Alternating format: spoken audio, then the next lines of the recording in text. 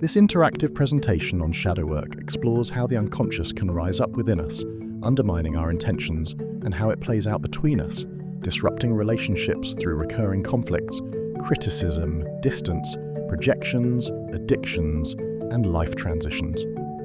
We'll consider why the shadow takes shape in childhood, how to recognize it in the present, and how to cultivate a conscious relationship with it, unlocking the freedom to choose new outcomes. We hope you enjoy the talk.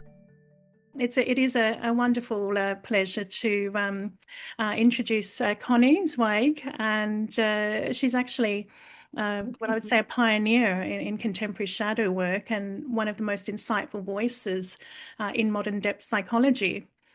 As I mentioned before, many of you may know her as the co-author of Meeting the Shadow and Romancing the Shadow, books that really have, I think, helped bring Jung's concept of shadow work into collective consciousness and into the landscape of everyday life.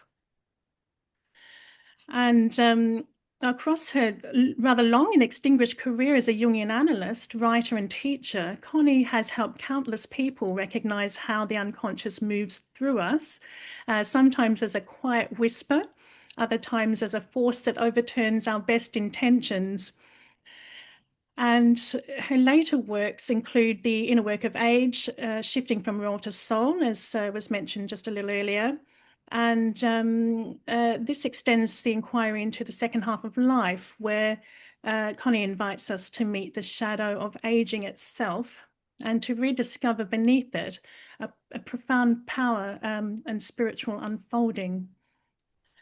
Her most recent book, Meeting the Shadow on the Spiritual Path, The Dance of Darkness and Light in Our Search for Awakening, turns its gaze towards the intersection of psychology and spirituality, illuminating how even our yearning for the light can cast a shadow.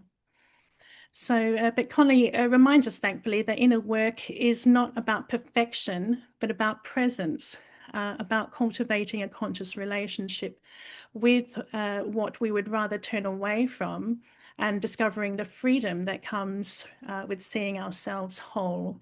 So please do join me in giving a very warm welcome to Dr. Connie Zweig.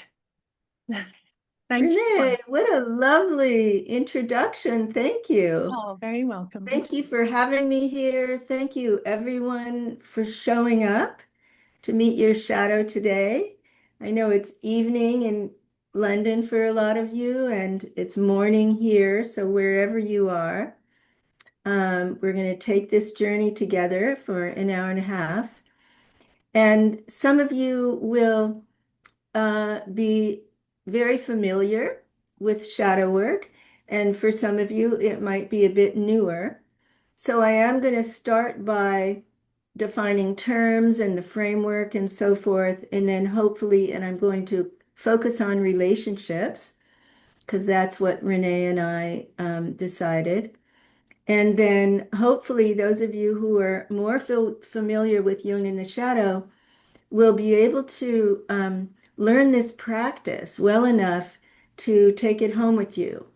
And there will be the recording. Renee, will that be available to the participants? Absolutely, yes. So Okay. Participants can have a recording if they'd like. I'm happy to send that to everybody. So that's great because in 90 minutes, there's a lot to cover, and the shadow is elusive. So when you want to follow up, you'll be able to do that. All right, so I'm going to share my screen. We didn't get to do a tech check, but I think it'll be okay. We can hear you fine, and you can share. Are you fantastic? And I want to mention that I can't see the chat while I'm doing the PowerPoint, but you're welcome to post, and we'll have time for a conversation when I'm done for your questions and comments. So I'm going to go through this for a while, and I'm going to ask you to have a paper and pencil handy because we're going to pause to reflect and do your own shadow work. And it's much nicer not to do it on a device, but to have paper and pen by your side. And I'm not going to take questions during the presentation, but as I say, we'll do that afterwards.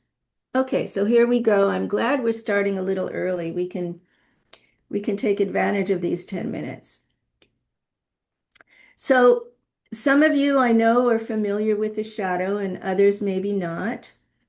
So I am going to start with some really basic description of the framework and also my method as it was developed in Romancing the Shadow.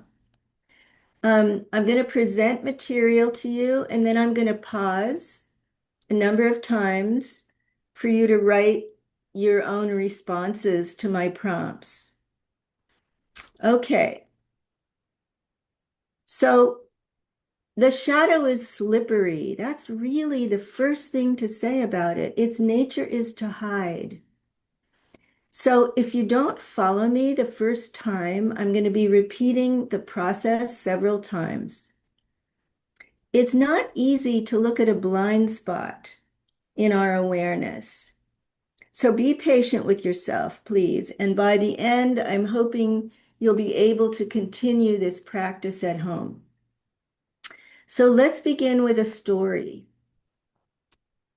In Oscar Wilde's only novel, The Picture of Dorian Gray, the central character, Dorian, a beautiful and vain young man in 19th century England, sees a painting of himself that's without a blemish, and he's handsome and appealing. And so he desires to remain youthful and perfect forever, with no sign of imperfection or aging on his face. And so to this end, he makes a pact with the devil. All signs of his degeneration, his greed, his cruelty would from then on appear on the painting and not on his face. The painting gets hidden away in a closet and it's never to be seen by anyone. But from time to time, his curiosity gets the best of him, and he pulls the picture out of the darkness and takes a quick glance, only to see the youthful face growing more and more unattractive. Each of us is like Dorian Gray. We seek to present a beautiful, innocent face to the world, a kind, courteous demeanor, a youthful, intelligent image. And so we push away the qualities that don't fit that image, that don't enhance our self-esteem or bring us shame and make us feel small. We shove into the dark cavern of the unconscious those feelings that make us uneasy: hatred, rage, jealousy, racism, greed, lust, and the behaviors that are deemed wrong by the culture, like addiction, laziness, aggression, dependency. And that's how we create shadow content.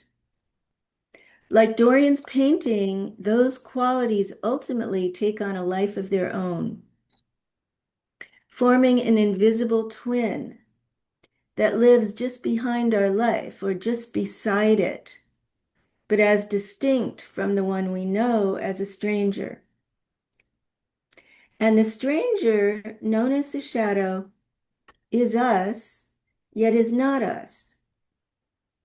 Hidden from awareness, it's not part of our conscious self-image, and so it seems to appear abruptly out of nowhere when it erupts in a range of behaviors, whether off-color jokes or abuse or addiction or criticism.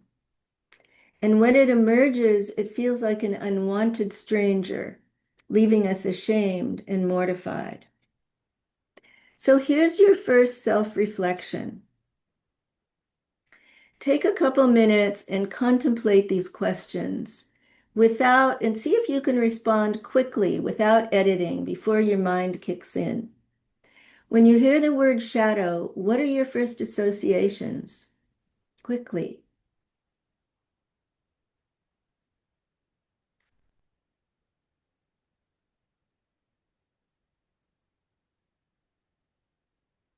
Do you have a shadow, and what will happen if someone sees it?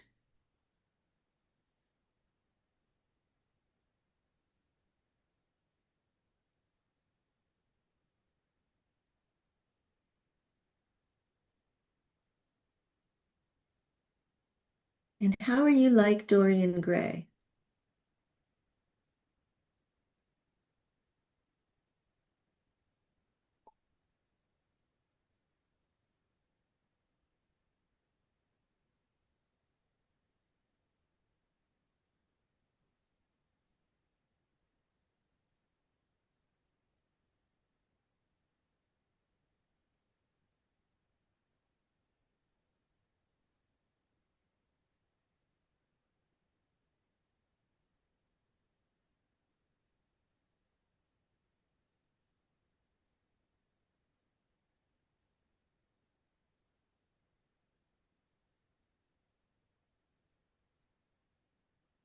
So personal shadow is a term coined by the eminent psychiatrist Carl Jung to refer to the personal unconscious. The shadow develops in each of us as children as we identify with socially acceptable traits, like whatever they are in your family and your culture. It could be politeness, generosity, caretaking, in order to find love and acceptance from adults. And in this way, we form a conscious ego and we banish the opposite traits like rudeness, stinginess, self-centeredness, and so on into the unconscious shadow. And so the ego and shadow develop in tandem, and each is reinforced by the messages and even the glances of parents, teachers, clergy, and friends when we try to gain love and approval. If our sadness is shamed, it's exiled into the shadow. I know for me, my father didn't want me to look sad because it made him feel like a failure. If our anger is punished, it's banished too. Many parents are really uncomfortable when their kids start expressing anger because of their own issues. But it's not all, quote, negative material. If our musical or artistic talent is dismissed, it gets buried in the shadow. In other words, if you have a particular gift or aptitude that's devalued and not encouraged to develop, that too will get repressed. The great poet Robert Bly liked to say that when we were 1 or 2 years old, we had a 360-degree personality, and energy radiated out from our bodies and minds like a living globe of energy. And one day we notice that our parents don't like a part of that ball. And they say, "Can't you be still? It isn't nice to hit your brother." So behind us, we carry an invisible bag. And the parts of us that our parents didn't like get shoved into the bag. And by the time we went to school, the bag was growing large. And the teacher said, "Good kids don't get angry." So our anger went into the bag and we became nice. And our bag was growing longer. And in high school, we did a lot of bag stuffing to be accepted by our peers. Maybe we stuffed our intelligence to be with the athletes. Or we stuffed our athletic gifts to be with the honor students. And as Robert Bly said, by the time we're 20, we only have a slice of that globe left. And then we meet a woman who has her thin slice, or a man with his thin slice. And we marry thinking we know the person, even though there are huge parts of her and of ourselves in the bag. And so we spend the first part of our lives stuffing the bag, And the rest of our lives trying to get everything out again. That's shadow work. So here's your second self-reflection. Take a moment and identify the family feelings, attitudes, and behaviors that shaped your conscious identity.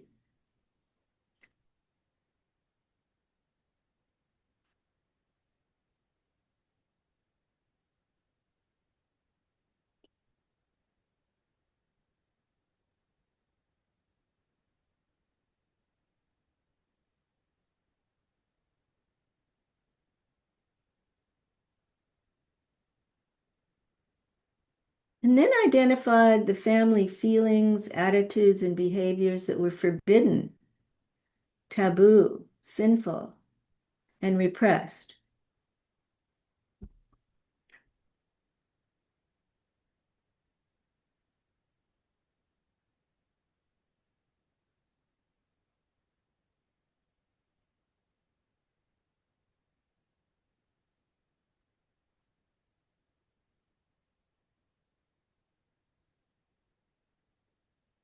Identify the sources of those messages and the strategies that they used to control you or shame you or limit you.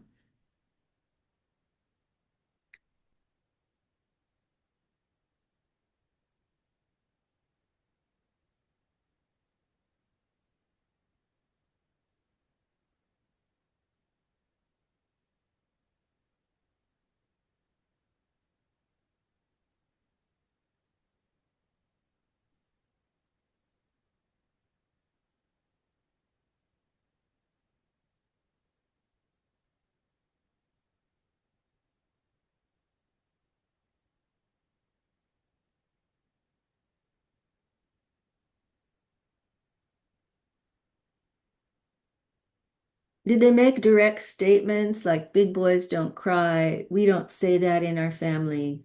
God will punish you. Did they use the threat of punishment or actual physical punishment? Did they use shame or reinforcement? Or maybe they modeled an open expression of feelings and opinions, and you were one of the lucky ones.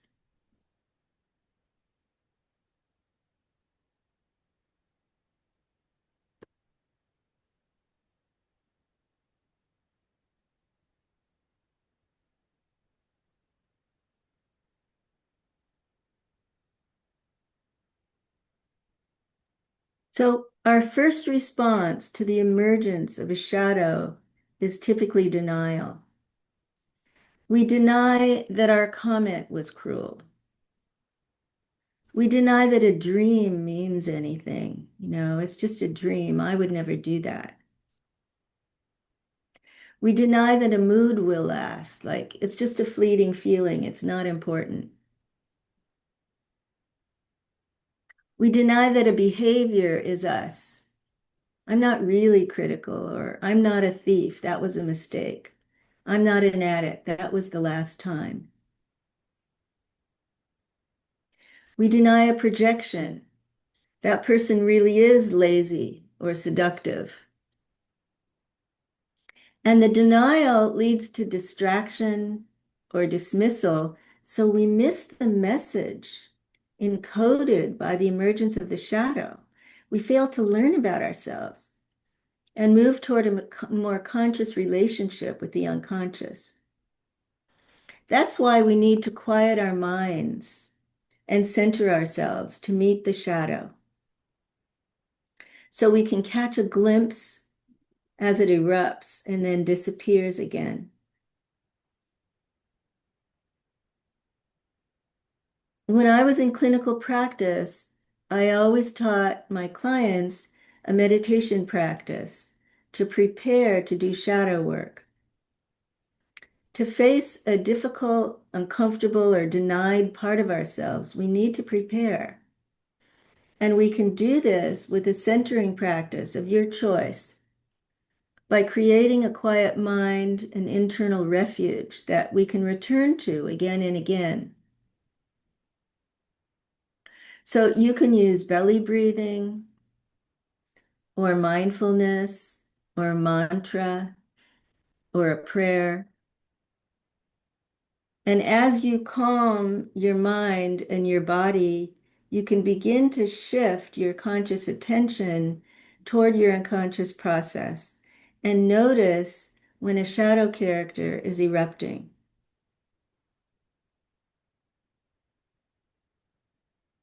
When you're triggered, you can ask yourself, is that my shadow? And this is about beginning to do self-observation all day long, if you can. You can begin to learn how to focus on what is arising in your mind, where your attention is going, and learn so much about yourself as you do this kind of ongoing practice of self-observation.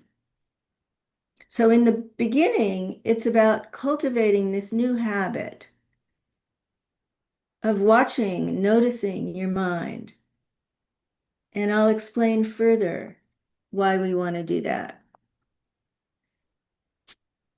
So, as we were saying, the shadow is formed through repression, unknowingly stuffing unacceptable, forbidden, taboo feelings and behaviors into the unconscious,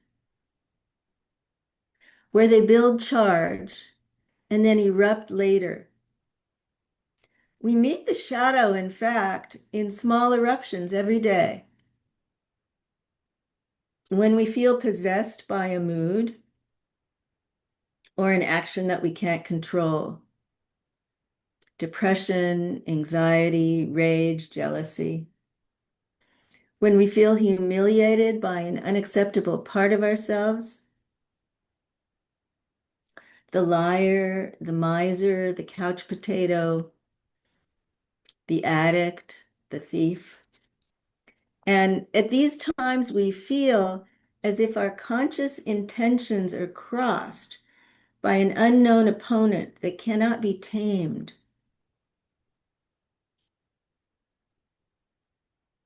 That's a meeting with the shadow.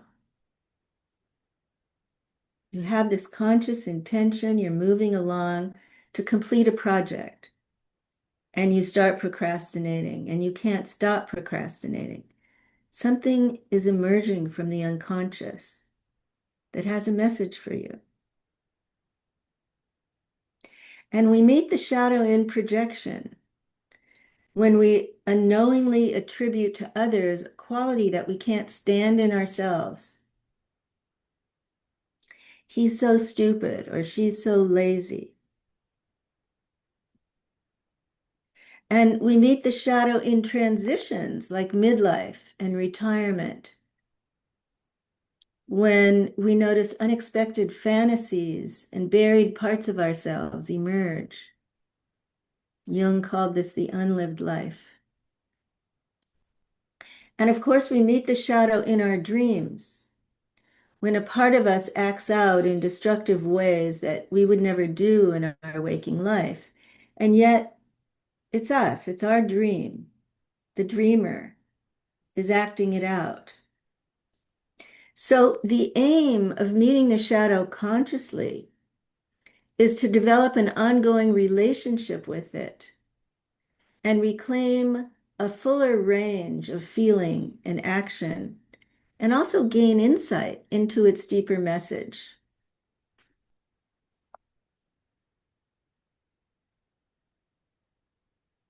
So again, the nature of the shadow is to hide. It's outside of the light of awareness. And so we quickly deny it. But we can catch it in a moment if we tune into it, if we use self-observation to watch. Oh, that's a sarcastic remark I made. Oh, maybe I'm in a projection and my response to this stranger is so exaggerated. Maybe she's really not like that. And quickly, the shadow character recedes back behind the curtain. And most people just let it go and move on. But with shadow work, we can invite it back out into the light of awareness. And this process of slowly bringing the shadow into awareness, shedding light on it, forgetting and remembering it again, is the nature of shadow work. And eventually we can learn to create a conscious relationship with a tiny piece of our shadow, what I call a shadow character. And we can reduce its power to unconsciously sabotage us.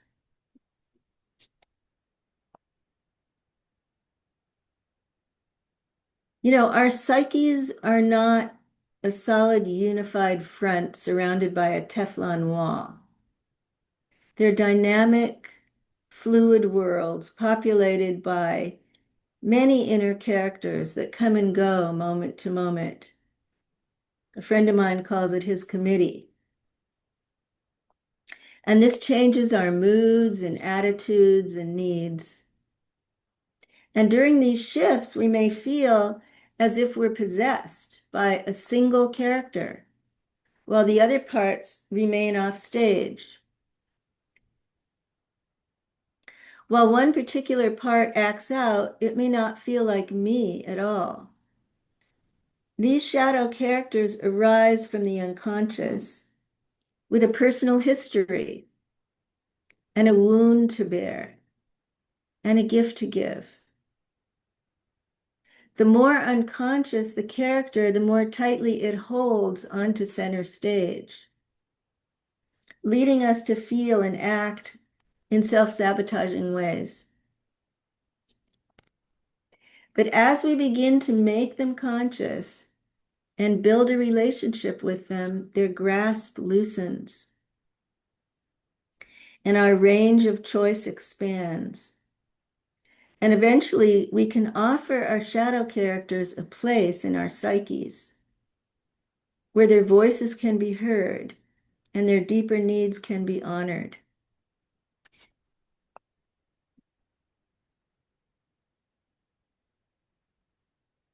So these are the steps to romancing the shadow. It was really astonishing to me when I discovered that each shadow character has repetitive cues every time it appears.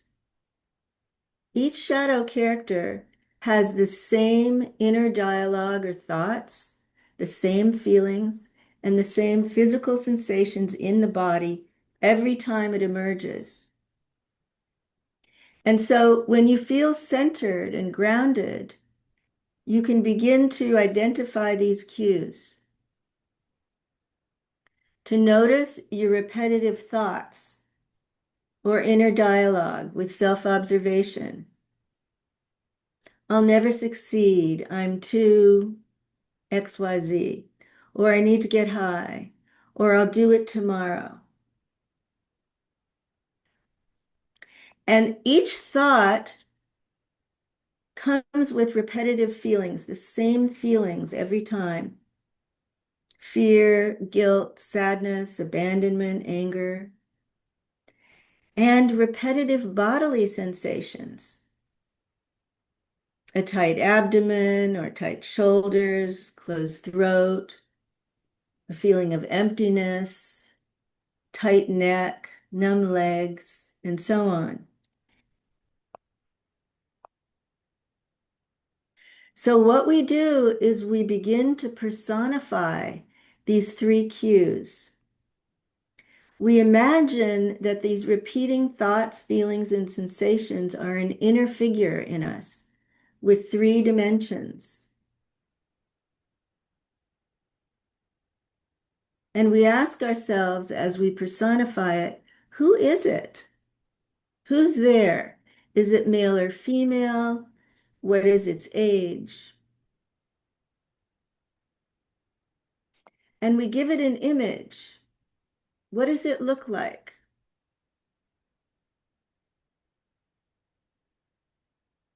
Who do we see in our mind's eye? Do we see a crying child? Do we see an angry teen? Do we see an old woman? Who do we see?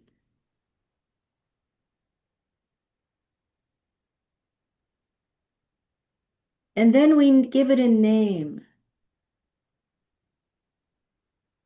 Is it the procrastinator, the dutiful daughter, the abandoned child, the fraud, the loser, the workaholic, the critic, the tyrant?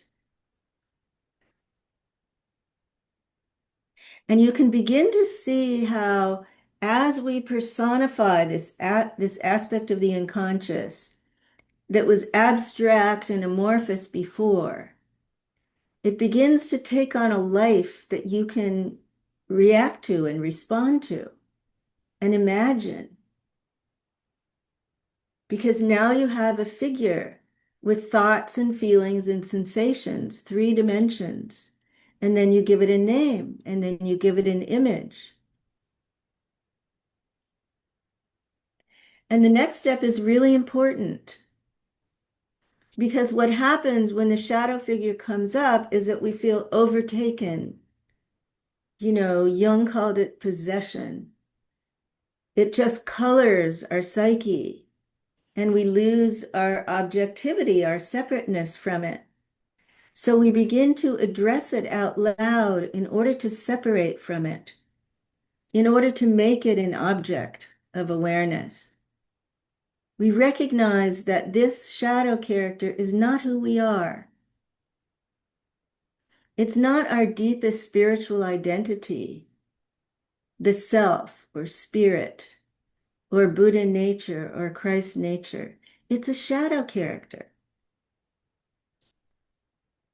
And when we listen to it and obey it, there are real consequences for us. So we begin to separate from it in our psyches. And then we can romance the shadow character. So I'm going to give you a number of examples. Let's start with this really well-known, popular figure, the inner child, the needy or abandoned inner child. Its early life experience in all of us has a vast influence over the quality of our lives. Our self-esteem, our self-hate, our capacity to feel feelings or our incapacity, our sense of safety or anxiety, our sense of acceptance or rejection, our sense of being seen or invisible, are all rooted in the inner child.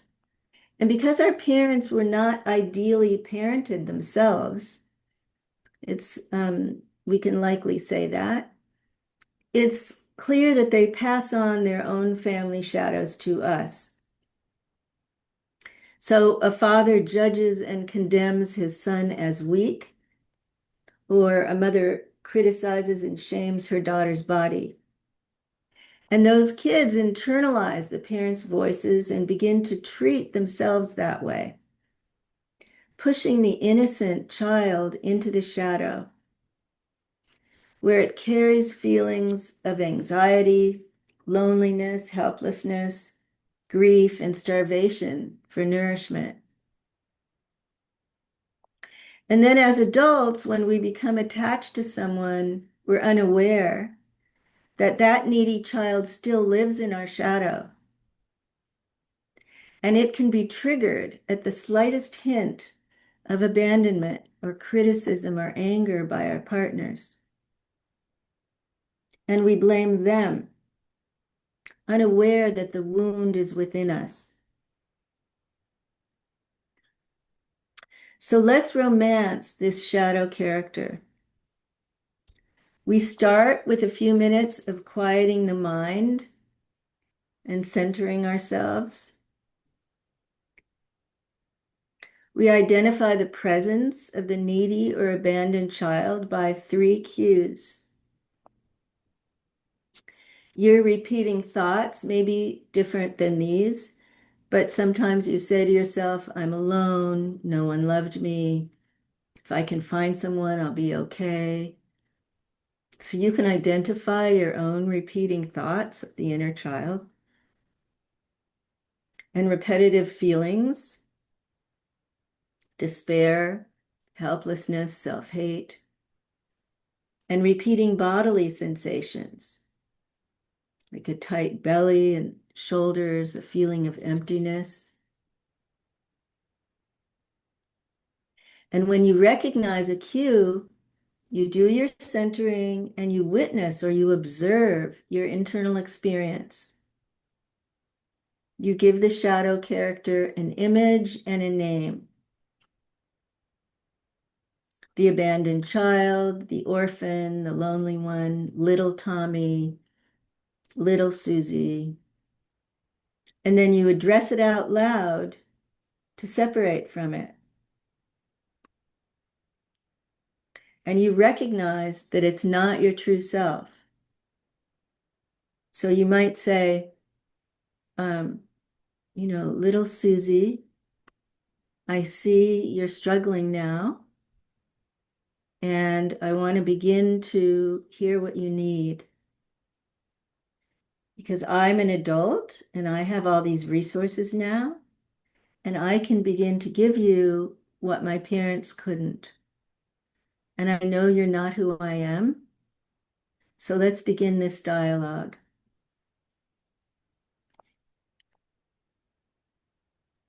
So here's a self-reflection for you. Please take your paper and pen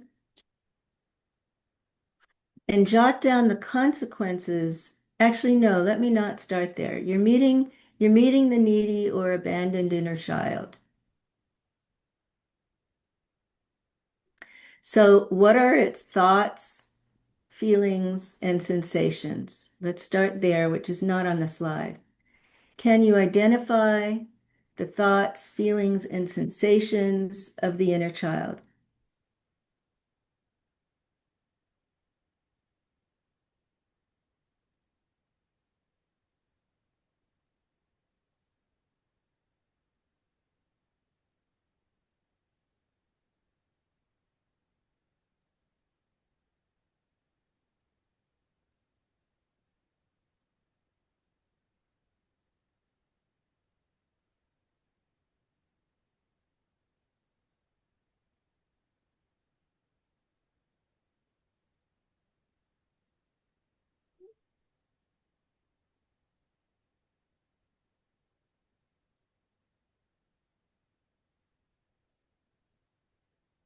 And when your inner child is triggered and you listen to it, what are the consequences? How do you feel about yourself as you obey it? And how do you feel about others?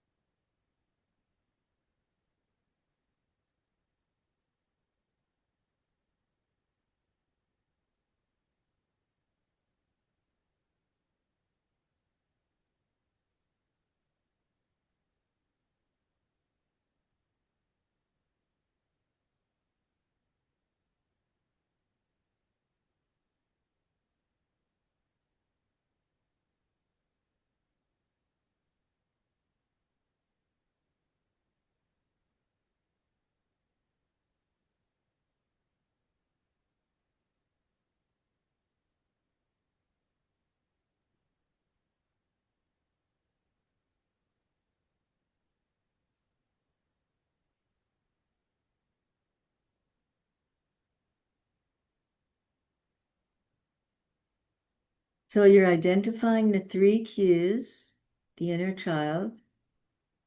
You're identifying the consequences of being possessed by it. And then what are the feelings that follow that?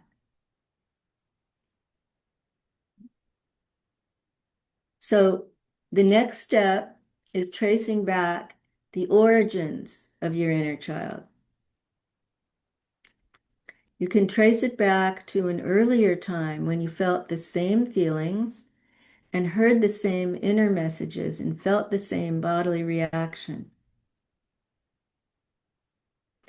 It could have been earlier in your marriage or in college, high school, childhood. See how early you can go to trace the beginning of this inner figure. Did you actually experience or observe emotional or physical abandonment or abuse?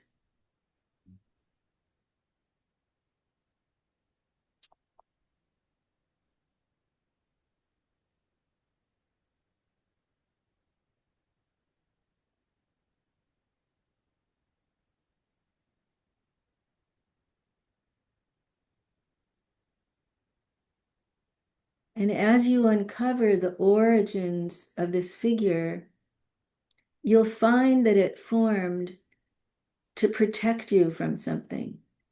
Each shadow character begins as a protector and then becomes a saboteur. So, what are the valid needs of this inner child? What was it trying to protect?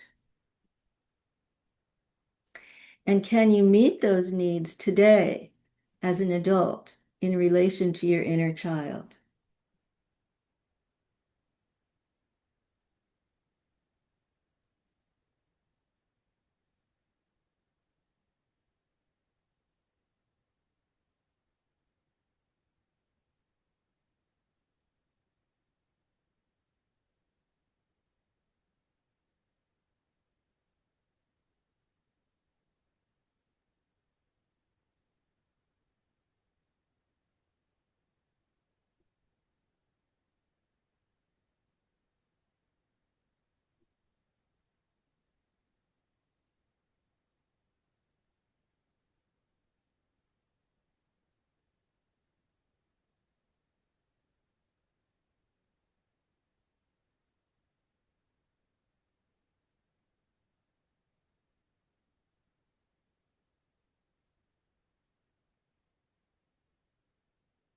You can use the 3 cues to excavate your memory and see if you can find the thoughts or feelings or sensations earlier and earlier in your life.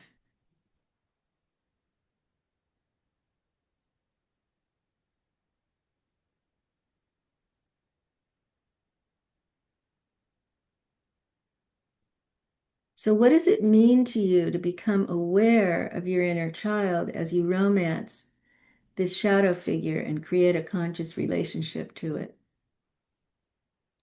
Rather than allowing it to influence you from the unconscious, how would it affect your feelings about others and about yourself if you make a conscious relationship to it and begin to meet the needs of this hidden part of you, yourself?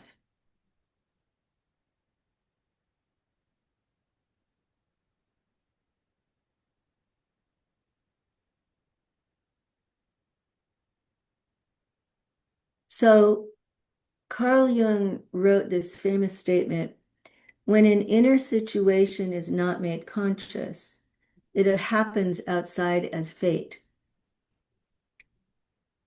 Fate can mean many things, but it can mean that it appears in the lives of our children and in the lives of our children's children. So let's take a moment to talk about the transmission of intergenerational shadow in the formation of a needy inner child. And then we'll go to another shadow character. So when unconscious feelings and attitudes are passed on from grandparents to parents to kids, the elders' hidden shadow issues are absorbed by vulnerable young minds and bodies. Like little sponges, kids pick up hatreds, depressions, fears, addictions, even if they're never mentioned aloud. So if a grandfather dismissed his young son when he spoke up and punished him with alone time in a dark room, and that son grows up with an inner child who feels unseen and unheard and abandoned and carries a lot of shame. And then he becomes an adult and marries. And his inner child still has valid needs to be seen and heard. But those needs may be acted out by yelling or demanding or controlling behavior as an unconscious shadow character erupts and sabotages his deeper need for contact. This happened to my client, Paul. He became a father without an awareness of his intergenerational shadow. He felt unseen and unheard by his father, who had been invisible to his own father. And then Paul felt unheard by his wife. And when they had a son, he defaulted to the family pattern, dismissing the boy when he expressed an opinion or raised his voice.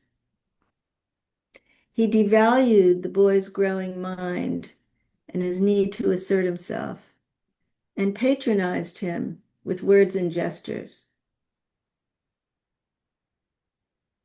Eventually, Paul began to walk out of the room, abandoning his son because the shame of feeling unheard was intolerable. With shadow work, he began to realize that the wound was in him, not being done to him by others.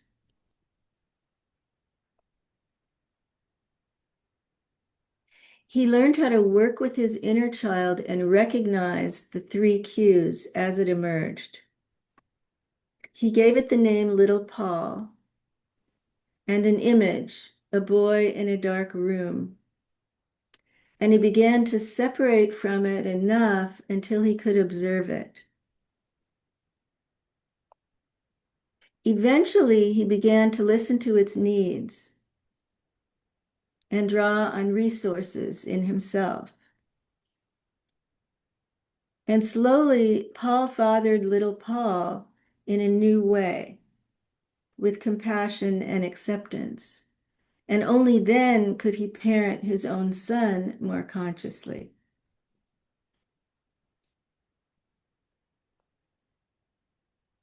So let's practice with another example, the addict. And you can choose any kind of compulsion that you struggle with. It could be drugs or alcohol, but it also could be love or sex or food, or anything at all. So this is the shadow character that leads us again and again to act out self-destructive tendencies beyond the ego's control. And an addictive relationship will have the same underlying dynamic as substance abuse. When we're in the grip of it, it feels like a vague, amorphous, all-controlling energy, and it saps our will and brings us shame. Maybe you saw your parents use food or drugs or love in addictive ways to stuff their feelings into the shadow and fill their emptiness and avoid intimacy. So you observed this and internalized it in yourself. Or perhaps a parent used food or love to manipulate you, a reward for good behavior or withdrawal for punishment. And so you formed an inner addict, a part of you that craves an object with a fantasy of fulfillment. The wonderful Jungian analyst Marion Woodman wrote about the muffin as an object of longing. So let's romance this shadow character and personify it so that we can bring it into awareness. with the same steps that you learned before. You start with a few minutes of centering practice. Meet the shadow. Identify the presence of the addict by the 3 cues. I need this now. No one cares if I get high. If I eat this, I'll feel better. And the repetitive feelings, despair, self-hate, and the bodily sensations, tight belly, feeling of emptiness. And then you romance the shadow. You recognize one of these cues and you observe your internal experience. You give the shadow character an image and you give it a name. The foodie, the drinker, the party animal, the player, the lover. And you address it out loud to separate from it. I see you, drinker, going for another glass. I recognize you have a deeper need than to drink alcohol. And I recognize that you're not who I am. You're a shadow character. And we can begin to have a dialogue as I separate from you and observe you and learn what you really need. And in this way, you start to recognize that this thought, feeling, or sensation is not who you are. It's not your true self, your essential nature.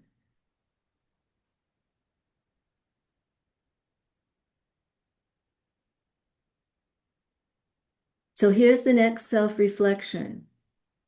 You're meeting the addict.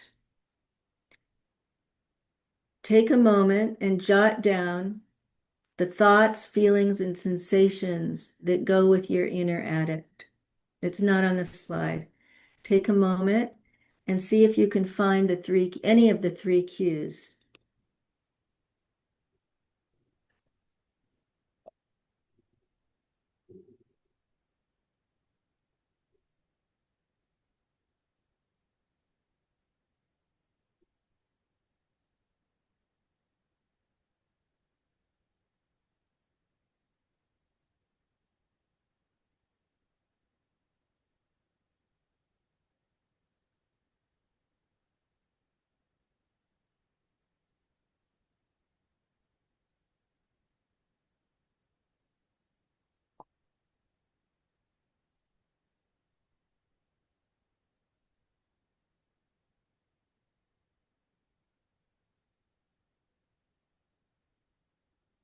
So as you listen to those cues telling you what to do, what are the consequences?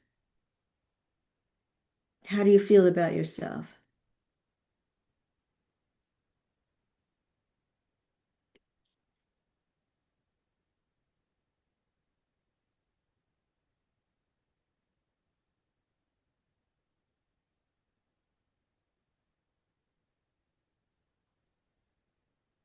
So let's trace back the origins of the addict, the shadow character, to an earlier time in your life when you felt the same feelings and thought the same thoughts and had the same bodily reaction.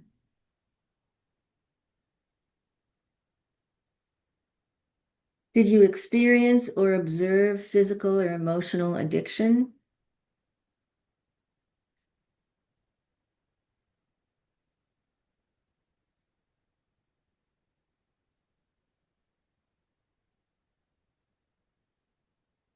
And what are the valid needs of the inner addict?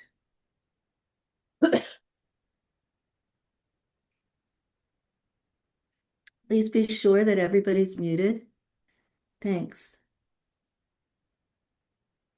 So how can you today meet the needs of your inner addict?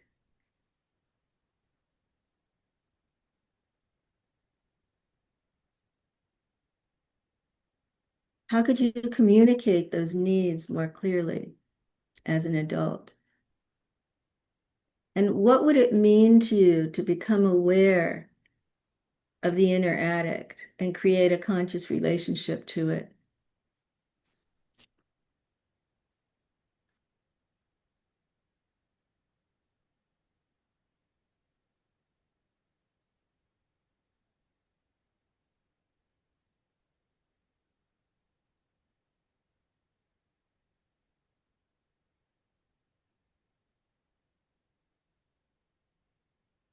So when I was still in clinical practice, a woman called me for therapy.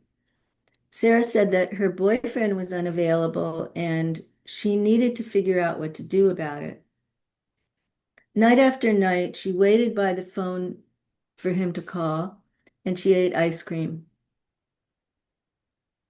I asked her why she didn't call him. She was too scared to hear what he would say. So she waited, and she ate more ice cream, and she had gained 10 pounds. I asked her to begin to observe what she was saying to herself during this time. See if she could catch those subtle thoughts. She was telling herself, if I just wait long enough, he'll call. If I just have a little more ice cream, I can wait. I asked what she was feeling with this inner dialogue. Anxious, empty, and scared. And what were the bodily sensations? It was an empty belly and tight shoulders. So I guided Sarah to personify this shadow character and give it a name. She called it the foodie. And give it an image. It was a big open mouth. The foodie always has the same thoughts, feelings, and sensations, and she began to see the pattern and how it led to an addictive behavior that was destructive for her. Eventually, she saw that obeying the foodie was harmful, and I suggested then that she call her boyfriend. She was really frightened of rejection, but she realized that the consequences of obeying the foodie might be worse. When she finally called, he told her he didn't want the relationship, but was too afraid to tell her. And she was devastated.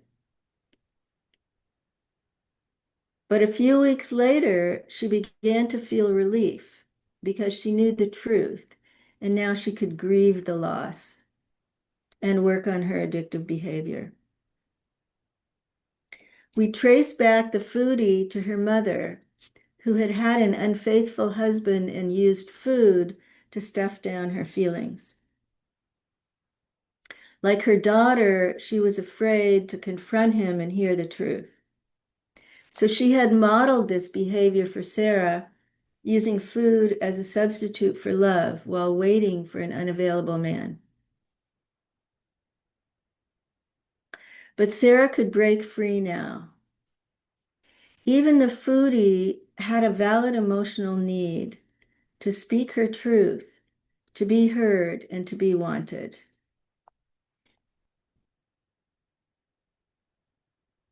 So now we're going to move, we've sort of focused on intrapsychic shadow. We're going to move into interpersonal shadow work now.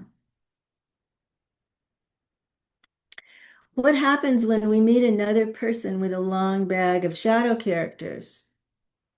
A foodie, a wounded child, a tyrant, a distancer, a rebel, a liar. When two people meet and feel a deep connection, their hearts open and so do their imaginations. Through projection, the shadow expels both positive and negative traits by attributing them to other people and disowning them in ourselves. Projection is like shooting an invisible arrow. Each of us carries an archer's quiver on our backs, and every so often, an arrow shoots out. Oh, that person is so stupid. Or that person looks beautiful inside and out. We say something nasty or we fall in love. And in dating, this happens really quickly.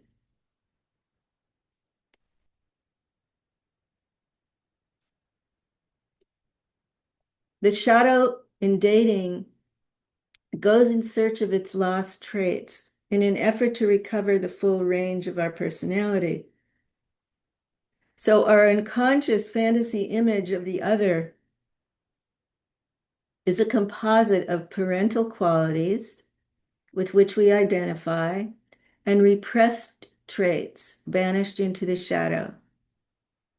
When we feel a match, the promise to heal old wounds and feel loved emerges.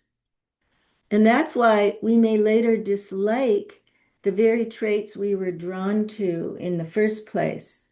Maybe you've noticed that.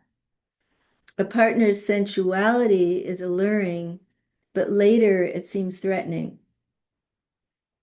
A partner's intelligence is attractive, but later it's intimidating. A partner's independence is a draw, but later it feels abandoning. So part of shadow work in relationships is reclaiming our projections and taking back into ourselves whatever we give away to others in this unconscious process. And this is described at length in Romancing the Shadow. That's the focus of that book, is relationships. So let's pause for a moment and ask you some questions. What traits does your partner carry for you that create the unconscious attraction?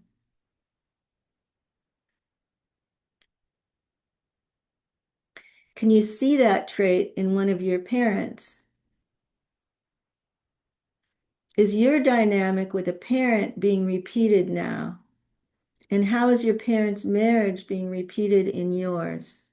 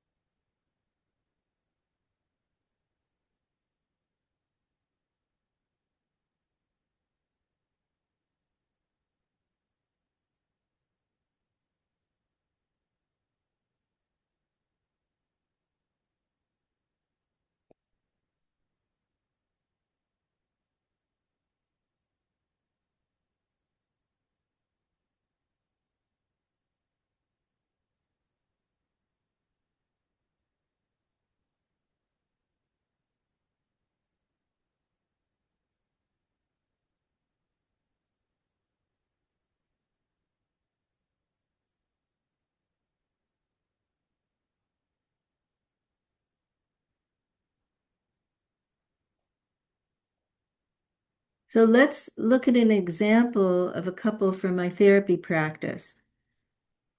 They met each other and they met their shadows. Joel, a 46-year-old screenwriter, was divorced by his wife after a 12-year marriage.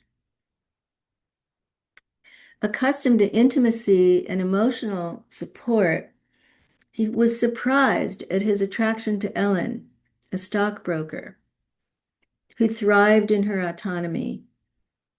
And during their first 6 months of dating, he pulled her in and she pushed him away.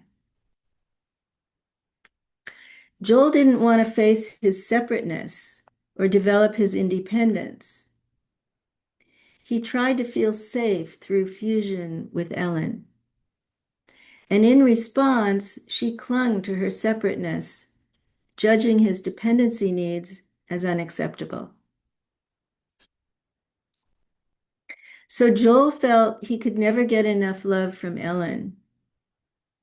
And she felt smothered until a destructive part of her critically lashed out in an effort to create distance and restore her sense of safety.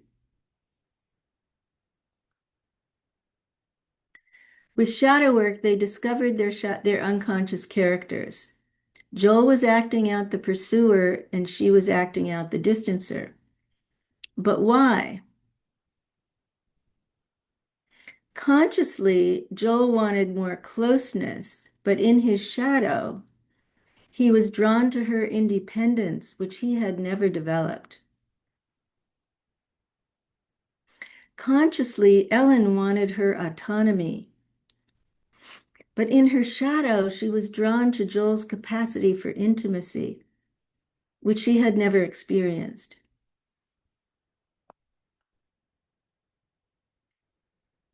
I worked with Joel to learn to find a sense of security within himself for the first time. We explored his history, tracing the origins of the pursuer to a fear of abandonment as a neglected child. When he learned meditation and how to quiet his mind, he began to trust that he could nurture himself. He made a few friendships with men, discovered an interest in chess, and no longer panicked when he felt alone. And then, as he reclaimed the abandoned child, he could stop blaming Ellen for his feelings of loneliness. Ellen did her shadow work too. Initially terrified of Joel's pursuit and overwhelmed by his needs, she would retreat into herself to restabilize. She had no experience of setting a boundary through healthy communication, and so she criticized him. "You're too needy for me. Go take care of yourself." She was unconsciously making distance until she learned to speak in I statements. "I need more time alone. I'm overwhelmed. Please give me some space." As she learned to make boundaries more consciously, rather than allowing her shadow to make distance unconsciously, she began to trust herself and allow herself to feel loved. She was even able to need him, uncovering a shadow that was deeply buried in her childhood, her own dependency needs. And just as he learned to observe his rejection of distance, she learned to observe her abrupt rejection of closeness. And together, over the years, they continued to bring more of themselves into awareness and into the relationship.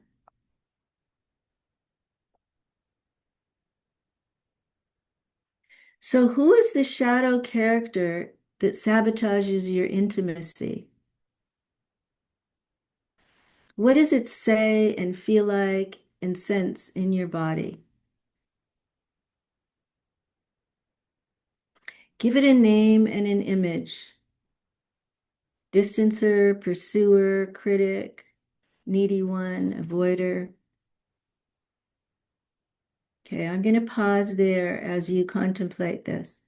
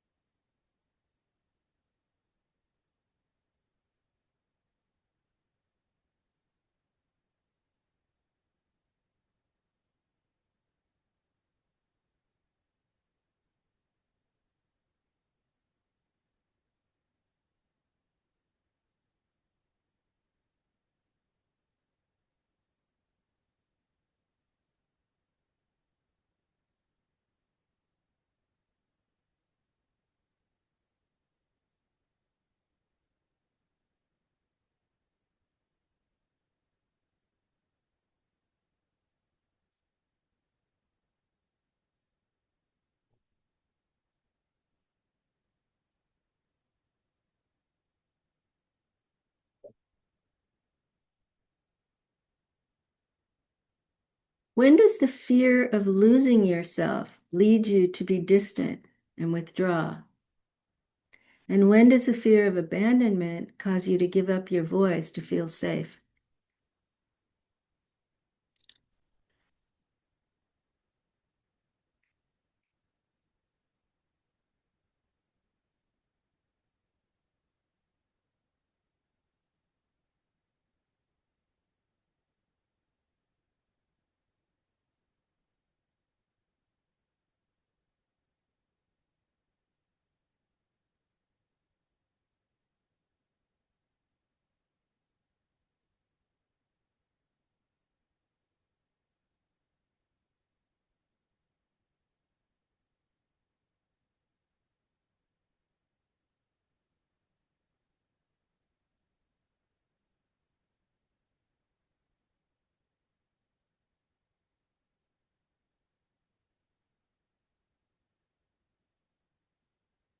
So let's review the steps again. First, you center yourself with deep breathing or meditation to learn to observe your inner experience. Then you meet the shadow. You identify the repetitive thoughts. For Ellen, she was saying, I'm suffocating, I feel trapped. And you identify the feelings. She was overwhelmed and engulfed by his needs, so she felt anxious and scared. And you identify the bodily sensations. She felt her heart race and her hands grow clammy. And all of this led her to run as far and fast as she could to avoid being caught. For Joel, the repetitive thoughts were, I need more from her. If she loved me, she wouldn't run away.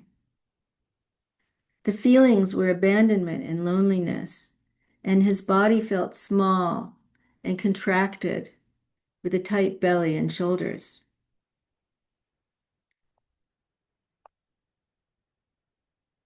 Both Ellen and Joel learned to do a belly breathing practice. They sat in separate rooms and they allowed their minds and bodies to calm down. And from this less agitated state, they began their shadow work. Ellen saw an image. She was running away from someone who chased her, and she named it the distancer. She addressed it out loud. I see you.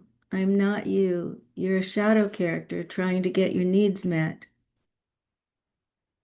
She traced the distancer to a recent incident when someone she didn't trust tried to get close to her, and she had the same thoughts and feelings and sensations. And Joel did a similar process. He met the shadow. It was a man pursuing a woman in an endless effort to catch her. He called it the pursuer, and he addressed it out loud. I see you now, pursuer. I'm not you. I'm a shadow character. You are a shadow character trying to get your needs met. And he traced the pursuer to himself as a little boy, always trying to reach his mother and connect with her, and always feeling she was just out of reach and he was alone.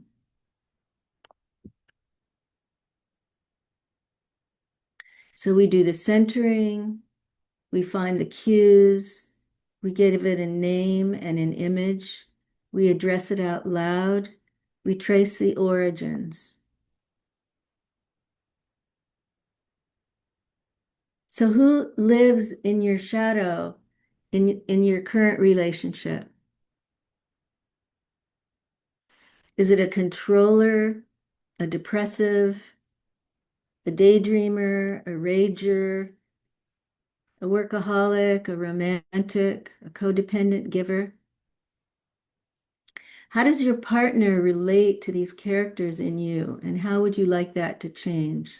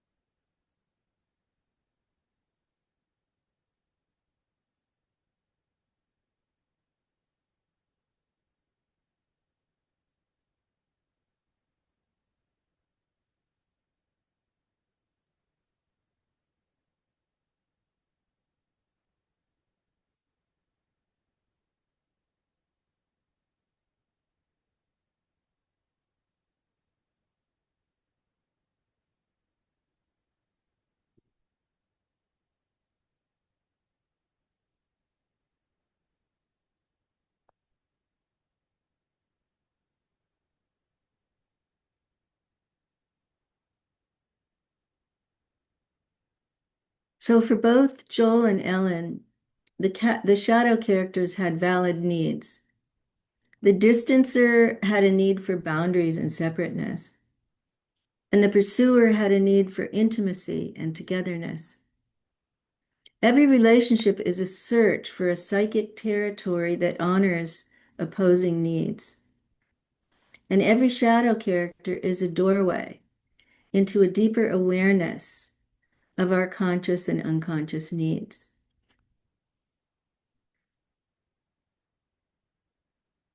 So who lives in your partner's shadow? A monk, a slut, a free spirit, a tyrant? How do you relate to these characters in him or her? And how do you discourage their expression when they don't fit your image of your partner?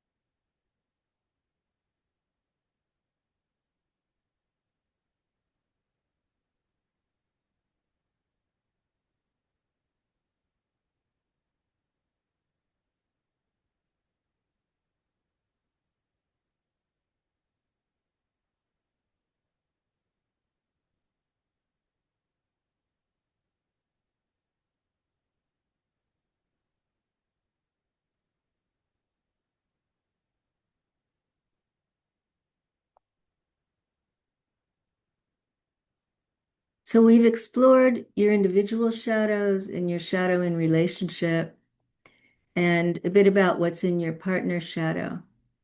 With individual and couple shadow work, we can move toward a shadow marriage in which both partners vow to honor and accept the full entourage of each other's inner world. They enter marriage consciously, vowing to wake up to their own shadow awareness when they're triggered, promising they'll stop blaming and reclaim their projections.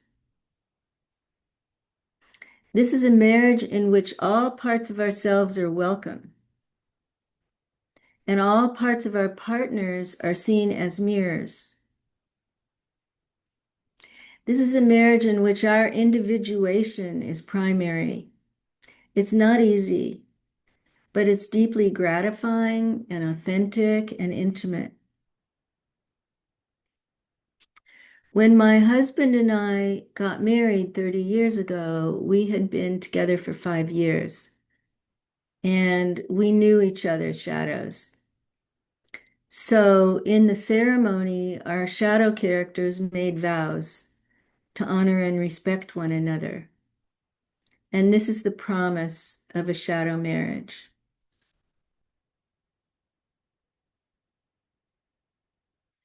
There are many promises of shadow work. Here are a few. You can diffuse the negative emotions that erupt in daily life and become accountable for them.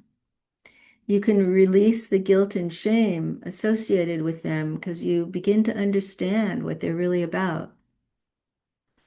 You can recognize the projections that color your reactions to others.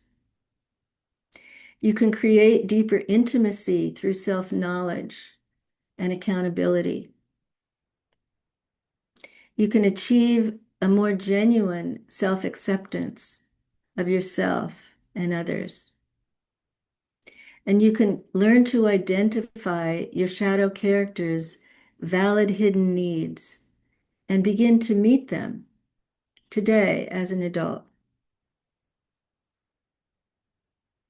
So you may be aware that there's a big resurgence of interest in shadow work now, especially on social media. And as a result, the publishers of my 2 early books both reached out and said they wanted new editions with new writing.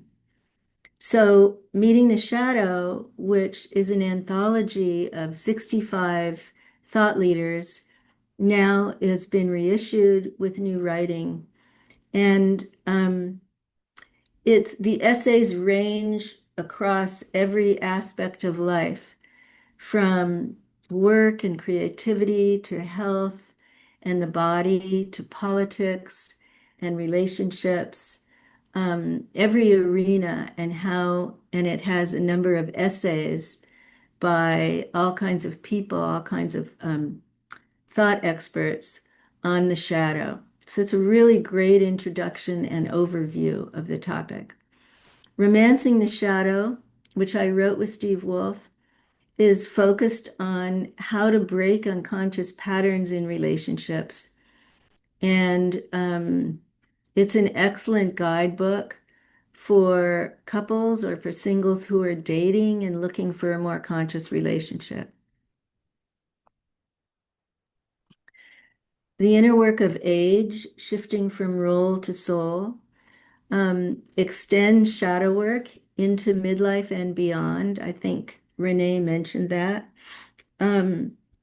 It's full of shadow characters like the inner ageist and the doer and many others that come up as we go through this stage of life and we hit inner obstacles to living consciously. Each chapter explores a different theme of aging and has many, many practices, both psychological and spiritual practices. And it's really about how to do aging as a spiritual practice. Meeting the Shadow on the Spiritual Path, the dance of darkness and light in our search for awakening, extends shadow work into religion and spirituality and asks, why do we project the light onto our clergy and our gurus? And how does that set us up to meet the shadow in ourselves and in our teachers? There's been an epidemic of scandals among spiritual teachers in every denomination.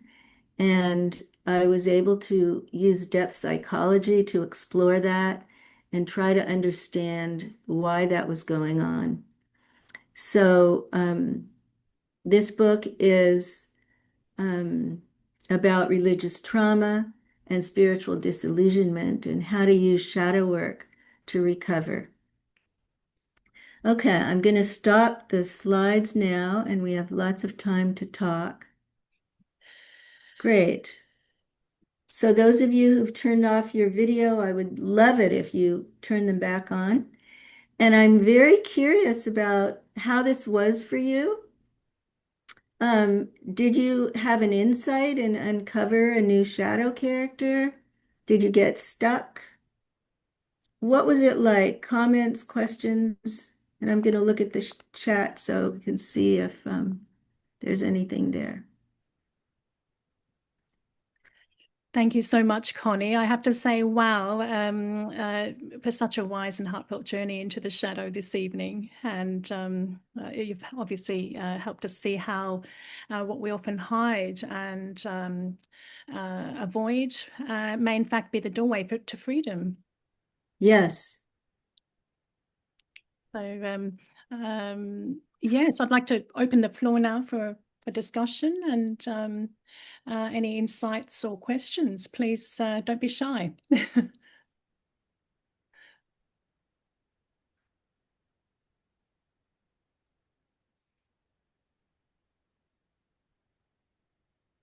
Oh, that's great. So Karen says she could trace back further and the inner child in the attic shadow. That's wonderful.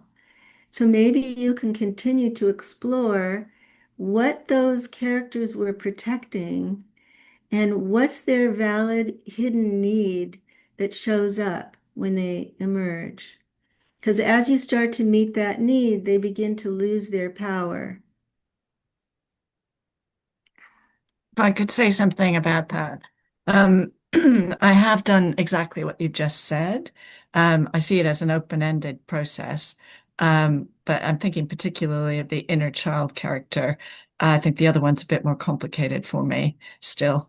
Um, but yeah, d just the way you guided us through the explorations, I was able to make a connection to, um, for me, a kindergarten experience that Great. really, really triggered the inner child that has had a lifelong impact. But I am now, and have been for some years, working with it, but it's still really easily re-triggered. So, thank you for the way you structured the process. Thank you, Karen. That's lovely. I appreciate it. Madeline, you need to unmute. On mute. Hi. Okay, sorry. No, you're muted.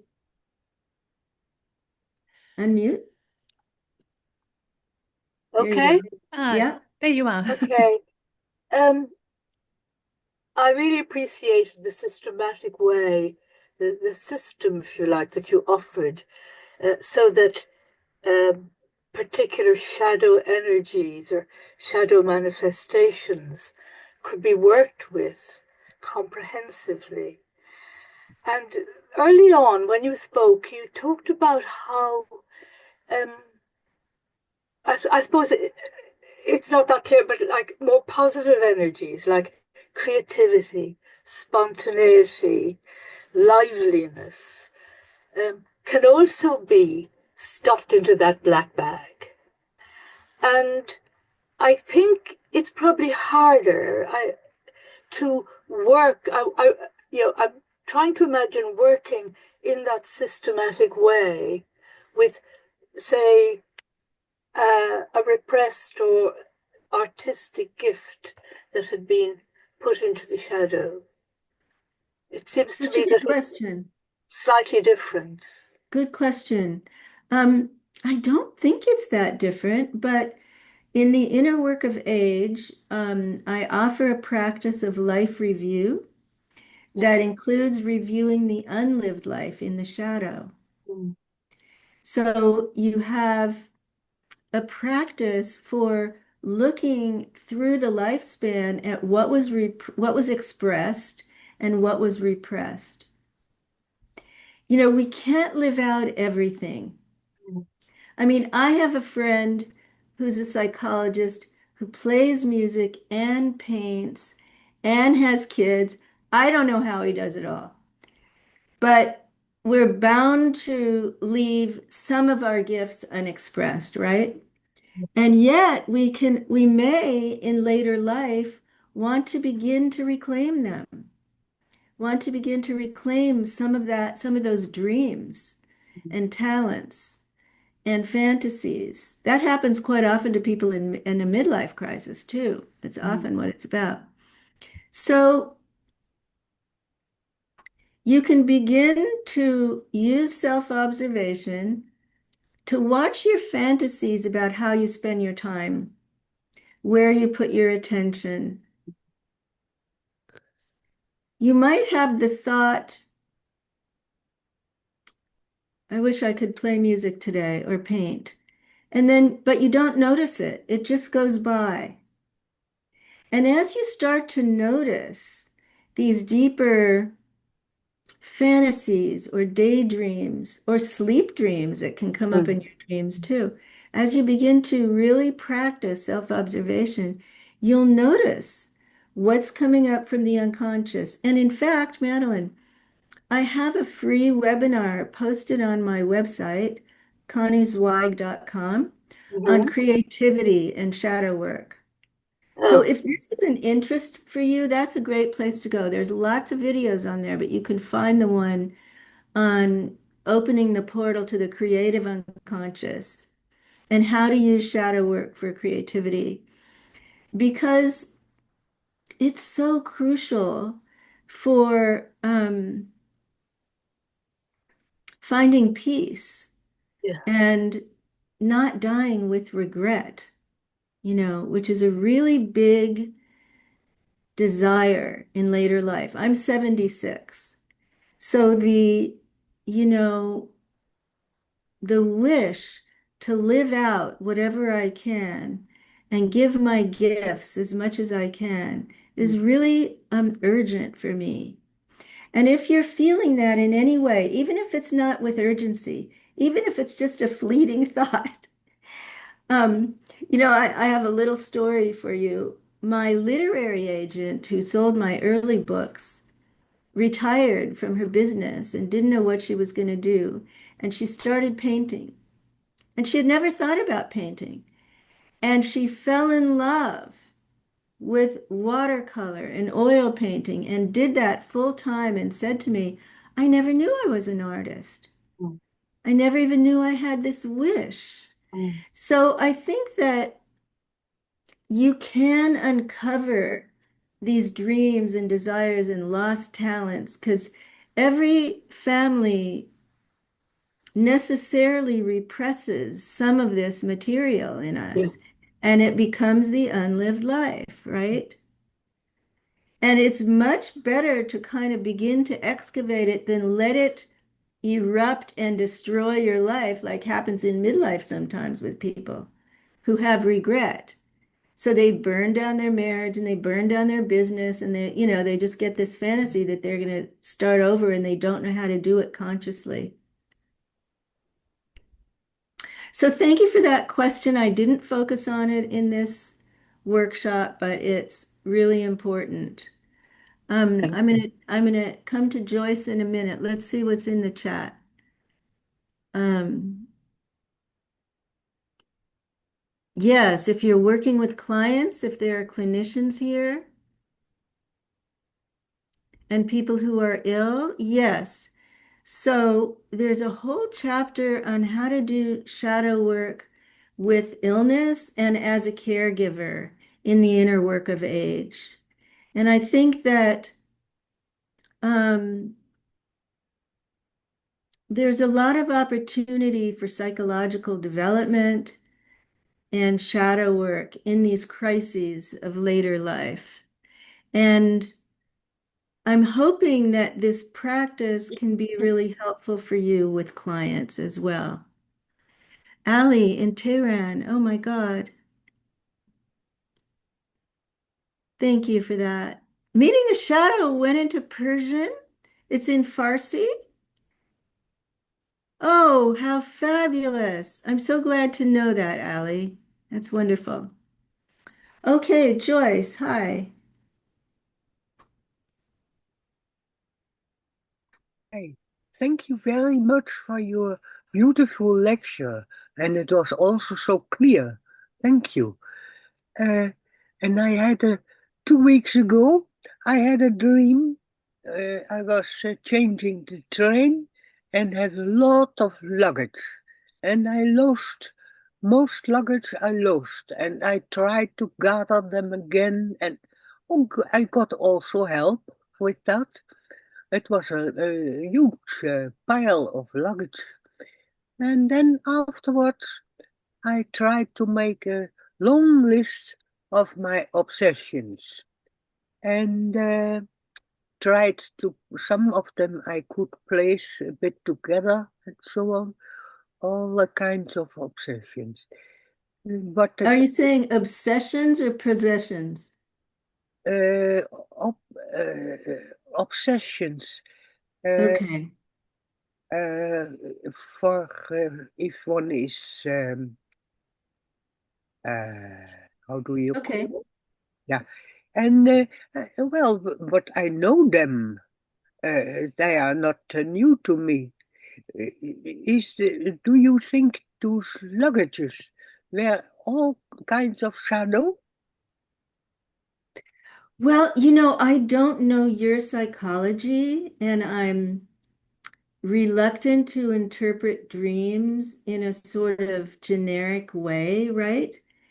I mean, if we were to risk that, clearly the term baggage has several meanings in English. It's means suitcases, but it also means like Robert Bly's meaning, the baggage that we carry with us. So I think it's for you to try to interpret, is that what the dream is telling you? Is it time to lose or let go of your baggage? And certainly, you're in the stage of life that I'm in where it's time to kind of declutter and simplify and let go. So you could interpret it on that level, but you could also interpret it. I'm not sure where you went from baggage to obsessions. That's why I thought you said possessions. But maybe the obsessions are the internal baggage that you've been carrying around that you can begin to release now. I mean, that sounds to me like what the dream is telling you. If I risk, you know, trying to do this in a sort of generalized way. Okay, Thank you. thank you also very much. I'm thrilled that there are people from so many countries here. I think in our cultural moment, which is so dangerous and scary in so many ways, that when you begin to get the frame of shadow projection, you can begin to see how political leaders are weaponizing shadow projection in many countries. And I don't need to name names because you all know. And that as that happens, as they weaponize shadow projection and engage in enemy making, sometimes, archaic enemy making that's gone on for millennia, you begin to have a more depth psychological framework on politics. And it seems to me that we each have a social and political responsibility today to do our own shadow work and not add to that darkness that's very dense right now. And to add our light and our insight, our empathy and compassion, even to people we disagree with, and to begin to try to understand them. And it doesn't mean we change our values or give up, who we are, but we don't want to add our own shadow projections now to what's going on all over the world. We really, and so I think, and in some ways, this has been true throughout human history, there have always been wars and holocausts and genocide and slavery.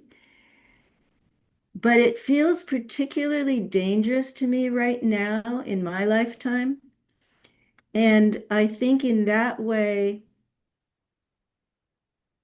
I've spent a lot of this year teaching people to do shadow work as a political responsibility. And I hope, if that resonates with you, I hope that you take that home with you and really contemplate it.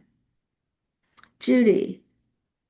Yes, could you say something about the shadow work of people who grow up during a war? Because I was born just before the Second World War, and I'm very aware of its damaging effect on lots of my contemporaries. One repressed all sorts of things so as not to rock one's parents' boat because they were so preoccupied with other things. And I was really very upset reading about the eruption of war in Ukraine and people fleeing from their homes and children, the thought of the damaged children. Perhaps you could just say something about that. Yes, my grandmother was from Odessa. So, the little slide on intergenerational shadow material was the beginning of a conversation about the transmission of trauma across generations. And if any of you are clinicians who've worked with Holocaust survivors, even when it isn't talked about, it's there. It's in the body. It's in the body mind, right? That trauma from generations. And so, Jung spoke about the many levels of shadow. There's the personal shadow and the family shadow and the cultural shadow, the collective shadow, which he spoke about as the objective shadow. And they're almost like, nested Russian dolls inside of each other, all these levels of shadow. And they're all influencing us. They create the field of the collective unconscious in which we swim. And so in each family, there's a little pool of collective unconscious in which we're all participating consciously or not consciously. There's so much good work being done on trauma now. You know, Don Kalshed in the Jungian community, Thomas Hubble, many, many practitioners who are working with trauma. That hasn't been my language and my orientation or my training. But I think, this is a time in which everyone is being traumatized. Just reading the headlines is traumatic. And part of what we need to do with our own self-care is you practice self-observation to notice, is this stressing me out too much? Is this generating cortisol and inflammation for me? When do I stop? Like, I've stopped watching the news. I read the New York Times, but I've stopped watching. And I do long meditations every day to let go of everything. What works for you for your self-care in terms of food and exercise, sleep and meditation and shadow work?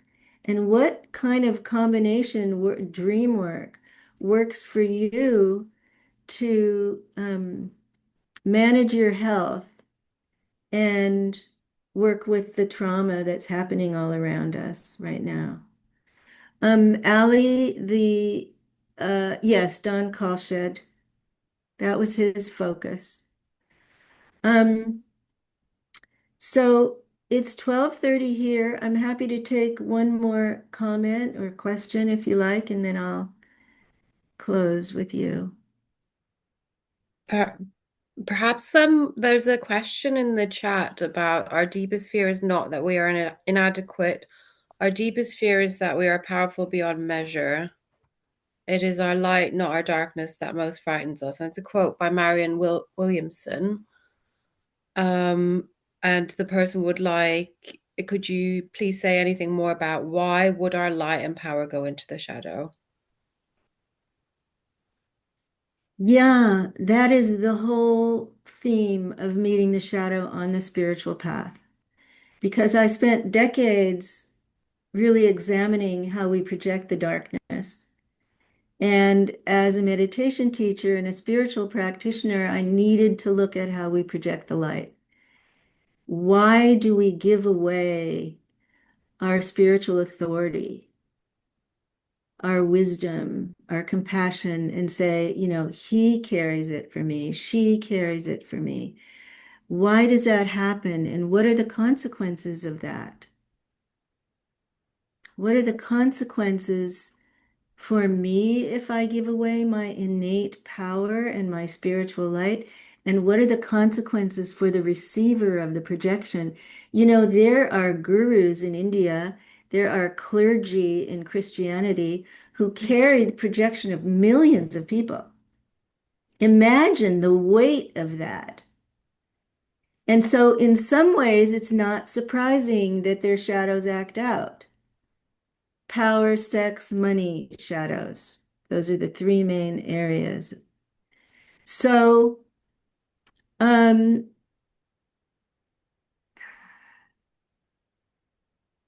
the fear of our own light, of our own power, of our own spirit, I think is ubiquitous in humanity.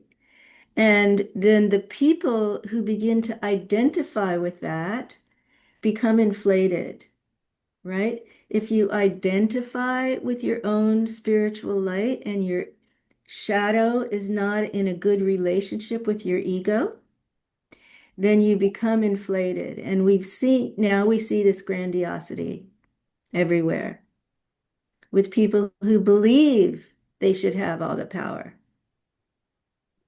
So I don't have all the answers, but I really did a deep dive into that. It's what my PhD dissertation was about. And so if that's your particular passion, I would recommend meeting the shadow on the spiritual path.